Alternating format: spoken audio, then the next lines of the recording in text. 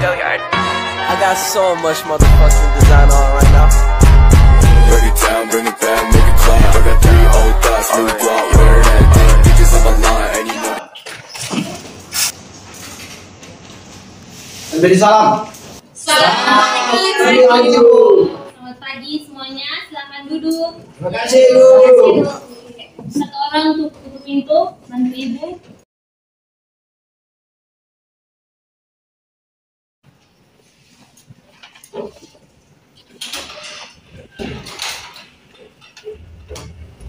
Oke, bagaimana hari ini kabarnya? Baik, Bu. Siap untuk mengikuti pelajaran? Siap, Bu.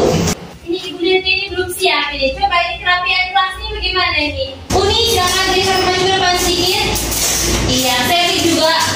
Oke. Nah kan kalau begini kan sudah rapi kan? Ya, Ibu. Oke, bagaimana ketua kelas semua hadir? Semua hadir, Ibu. Oke, tepuk tangan kepada semua. Nah, sekarang Ibu mau absen. Jadi semua login ke akun WA kalian masing-masing. Terus buka grup kelas kita. Ibu sudah mengirimkan absensi hari ini. Silakan.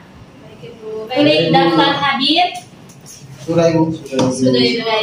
Oke. Jadi Ibu mengirimkan link di WA karena Ibu butuh kejujuran kalian. Dan bagaimana kalian menjalankan suatu aktivitas itu butuh dengan kejujuran. Ingat, Ibu minta untuk kita kegiatan pembelajaran hari ini semuanya fokus, buang semua masalah-masalah yang ada di luar. Kita seperti kan manusia kan, jadi tidak terlepas dari masalah. Jadi untuk itu kita diminta untuk mengontrol diri kita, mengontrol emosi kita, untuk tetap fokus pada suatu kegiatan agar berjalan dengan lancar. Seperti itu. Oke, semua sudah hadir semua ya? Sudah, Ibu.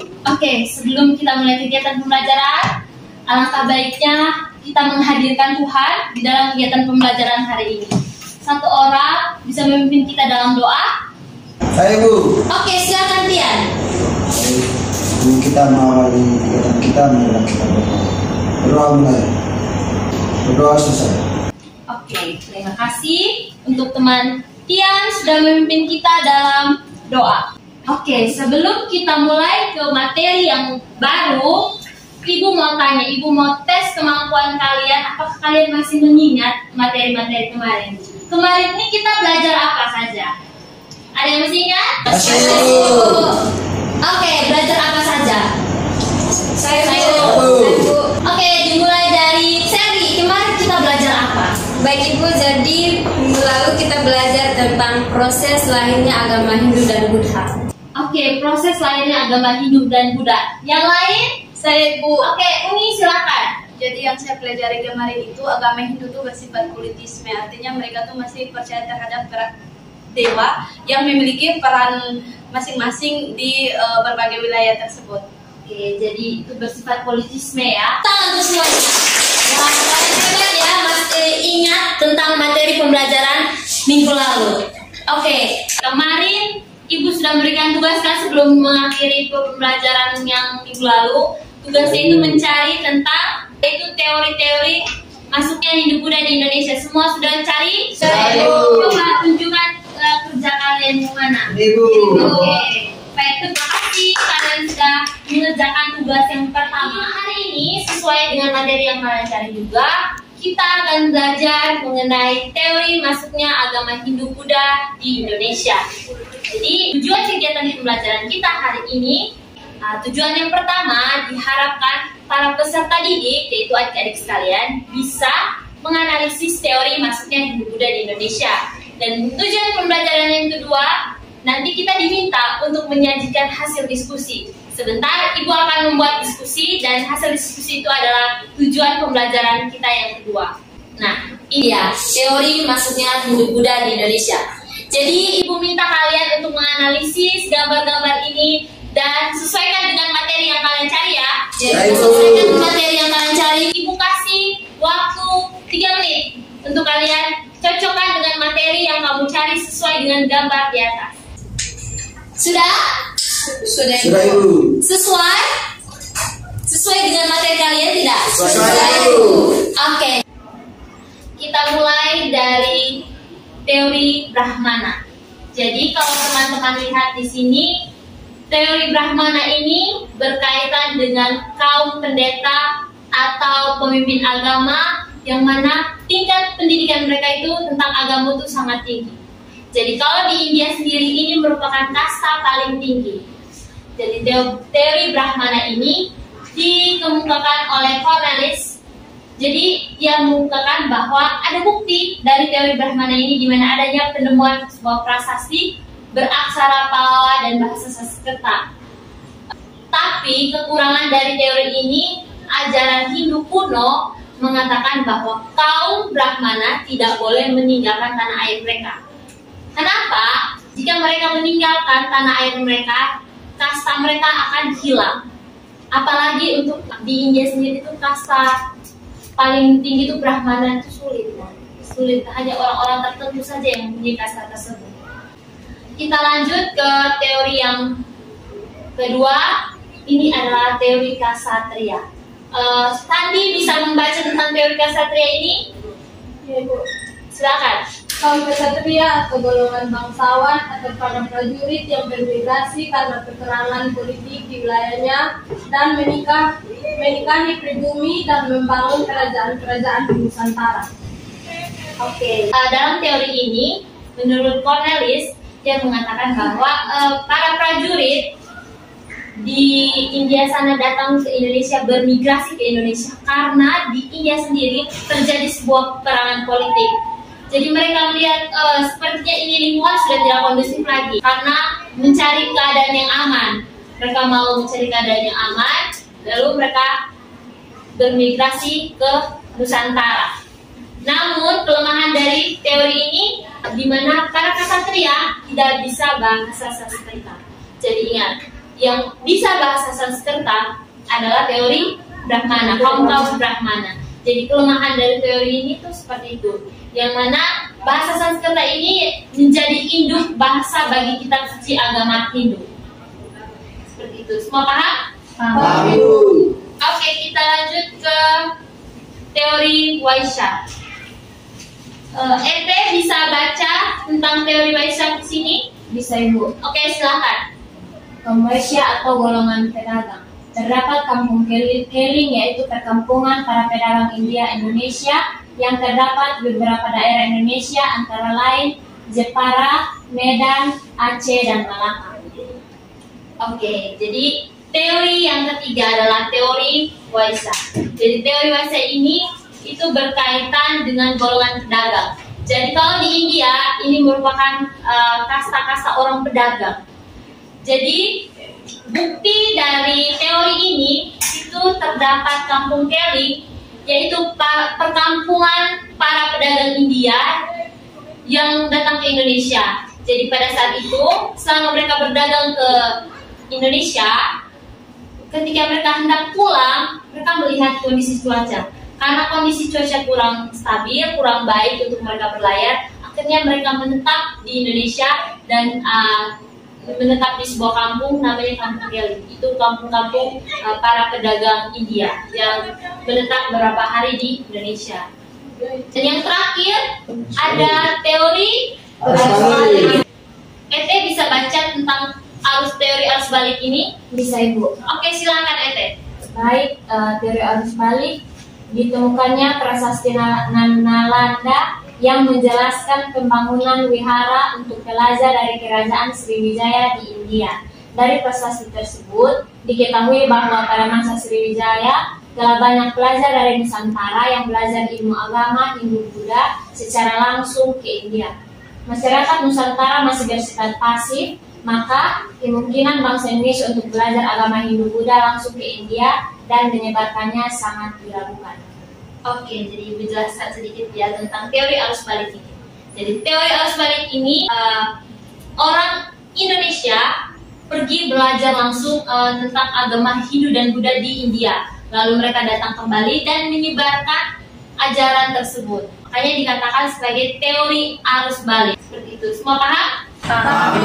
Beberapa 5 teori yang menjelaskan masuknya agama Hindu Buddha di Indonesia itu semuanya punya kelebihan dan juga punya kekurangan juga. Dan sekarang Ibu minta kalian untuk login ke WA kalian, buka grup kelas. Ibu akan bagikan KPD atau berupa lembar kerja langkah-langkahnya. Jadi ibu minta kalian untuk diskusi dan bentuk kelompok. Jadi kelompok 1 bahas tentang teori Brahmana, kelompok 2 Ksatria, kelompok 3 Waisya, kelompok 4 teori Sudra, dan kelompok 5 teori arus balik. Silakan kalian untuk login ke WhatsApp grup. Ibu sudah mengirimkan lembar kerja. Silakan ibu kasih waktu 2-3 menit untuk kalian analisis. Kalau sudah, silakan kirim jawaban kalian. Sudah? Sudah. Kelompok pertama, kelompok Brahmana, silakan untuk presentasi analisis kalian mengenai teori Brahmana. Silakan. Kelompok 1 untuk berdiri. Baik, terima kasih atas waktu dan kesempatan yang diberikan kepada kami. Di sini kami dari kelompok 1 akan menjelaskan analisis kami tentang teori Brahmana. Cara kaum Brahmana sampai di Indonesia. Di sini mereka menggunakan kapal. Meski ada kepercayaan bahwa jika kaum Brahmana menyeberangi laut, ilmunya akan hilang. Teori Brahmana dikemukakan oleh Jacob Cornelius van Leur yang berpendapat bahwa Hinduisasi di Indonesia disebabkan oleh peranan kaum Brahmana, golongan pemuka agama di India. Oke, terima kasih untuk PT. Oke, selanjutnya Ibu kembali ke teori Waisya. Siapa dari sini yang teori Waisya? Saya Ibu. Oke, Uni silakan. Baik, terima kasih atas waktu dan kesempatan yang telah diberikan kepada kelompok kami. Di sini saya mewakili kelompok 3 akan menganalisis tentang teori Waisya. Jadi, berdasarkan teori Waisya yang diungkapkan oleh N.J. Krom, masuknya agama dan kebudayaan Hindu-Buddha dibawa oleh para pedagang yang asalnya dari India. Jadi, para pedagang itu bukan hanya membawa barang-barang dagangannya, tetapi juga membawa adat dan kebiasaan di negaranya. Sekian dari kelompok kami. Oke, terima kasih. Tepuk tangan untuk ini. Oke, selanjutnya teori Sudra dari kelompok 4. Silakan kelompok 4. Baik, terima kasih untuk waktu dan kesempatan yang diberikan kepada kami. Di sini saya mewakili kelompok 4 akan menyampaikan atau menjelaskan dari hasil analisis kami tentang teori Sudra. Jadi, alasan mengapa para golongan dari Sudra menyebarkan ajaran agama Hindu ke Indonesia, yaitu karena mereka ingin mengubah nasib berupa dapat hidup lebih baik dan layak.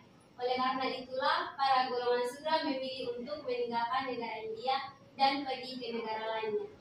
Terima kasih. Oke, tepuk tangan untuk teori. Ya, jadi kita tadi sudah menganalisis 5 teori masuknya agama Hindu-Buddha. Ibu sudah menjelaskan, kalian sudah menganalisis teori tersebut, dan sekarang Ibu mau bertanya kepada kalian di sini. Dari Ibu jelaskan materi tentang teori masuknya agama Hindu-Buddha, di sini ada tidak yang masih kurang paham atau ada yang ingin bertanya tidak tentang teori masuknya agama Hindu-Buddha di Indonesia?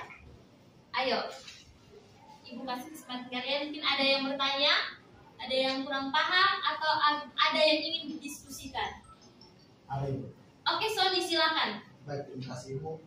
Menjadi pertanyaan saya di sini, ada salah satu acara yang dilakukan oleh Bank Hindu-Buddha, yaitu acara Freitas Roman.